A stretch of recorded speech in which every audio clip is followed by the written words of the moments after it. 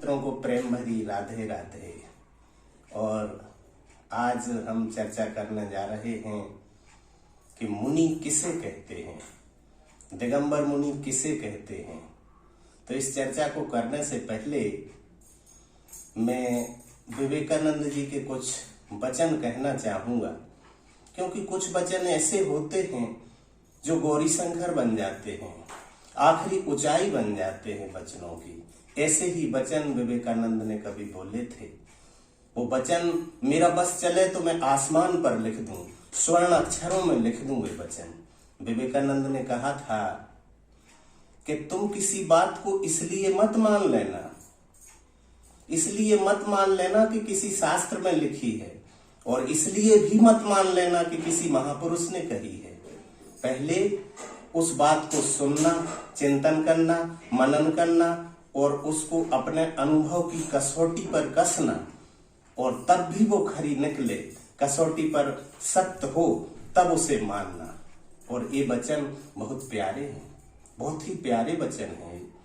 और अब मैं जो चर्चा करने जा रहा हूं प्रसिद्ध दिगंबर मुनि तरुण सागर जी महाराज के संबंध में। तरुण सागर जी महाराज कहते हैं कि मुनि किसे कहते हैं, दिगंबर मुनि किसे कहते हैं। तो उन्होंने जो पंक्तियां बोली हैं वे पंक्तियां सुने। मुनिश्री कहते हैं कि जिसके पांव में जूता नहीं, जिसके सिर पर छाता नहीं, जिसका बैंक में खाता नहीं और जिसका परिवार से नाता नहीं, उसे कहते हैं दिगंबर मुनि। और जिसका कोई घर नहीं, जिसको किसी का डर नहीं, जिससे कोई सुपर नहीं, उसे कहते हैं दिगंबर मुनि। और जिसके तन पे कपड़ा नहीं, जिसके मन में रगड़ा नहीं, जिसकी जिंदगी में लफड़ा नहीं और जिसकी वचनों में झगड़ा नहीं, उसे कहते हैं दिगंबर मुनि। जिसके पास टीवी नहीं, जिसके साथ बीवी नहीं, अमीरी नहीं, गरीबी नहीं और जिसके नाश्ते में जलेबी नहीं, उसे कहते हैं दिगंबर मुनि। ये वचन हैं मुनि श्री तरुण सागर जी महाराज के।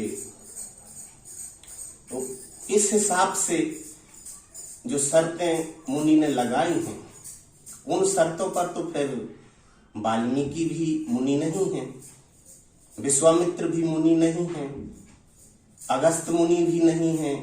और ये मुनि शब्द बहुत पुराना है, 10 लाख वर्ष पुराना है और उससे भी अधिक पुराना है मुनि शब्द।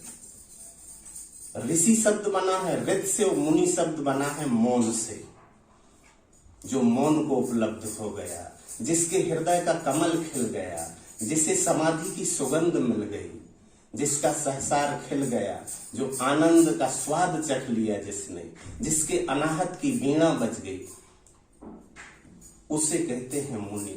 जो मौन को उपलब्ध हो गया, जिसने शून्य का स्वाद चख लिया, उसे कहते हैं मुनि।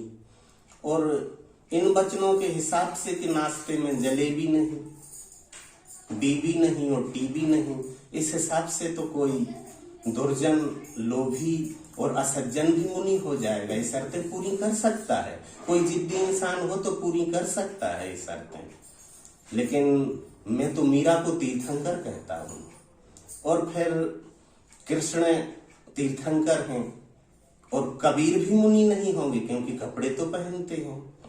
लेकिन ये परिभाषाएं हैं, लोग करते हैं, और मेरी परिभाषा तो यही है।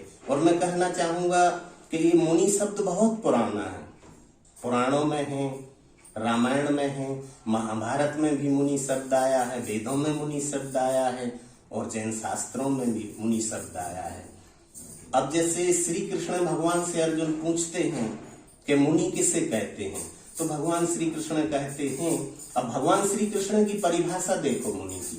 भगवान श्री कृष्ण कहते हैं, ये 5वें अध्याय का, भगवत गीता के 5वें अध्याय का 28वां श्लोक, जिसमें मुनि की परिभाषा की है भगवान कृष्ण ने। यतेन्द्रिय मनो बुद्धिर मुनिर मोक्ष परायणा, विगत इच्छा भय क्रोधो यह सदा मुक्त एव सः, अर्थात जो मन से, इंद्रियों से, बुद्धि से परे है वह मोक्ष परायण है, और जिसकी इच्छा, भय और क्रोध बीत गए और जो सदा मुक्त है वह मुनि है।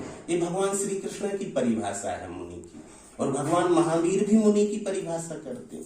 किसी ने भगवान महावीर से पूछा कि मुनि कौन है, तो भगवान महावीर ने कहा, उन्होंने और कम शब्दों में, भगवान श्री कृष्ण ने तो एक श्लोक कर दिया, महावीर स्वामी ने तो और भी कम बोला, एक वाक्य ही बनता है। भगवान महावीर ने कहा है कि असुप्ता सो मुनि, सुप्ता सो अमुनि। जो जागा हुआ है वह मुनि है, और जो सोया हुआ है वह अमुनि है। जागा हुआ अर्थात जो अज्ञान की नींद से जाग गया है वह मुनि है। ये भगवान महावीर की परिभाषा है, और कृष्ण की परिभाषा आपने सुन ली। और मुनि अगस्त को कहा है, विश्वामित्र को कहा है, और वाल्मीकि को तो महामुनि कहा है, मुनीश्वर कहा है। तो मुनि की परिभाषा नहीं की जा सकती।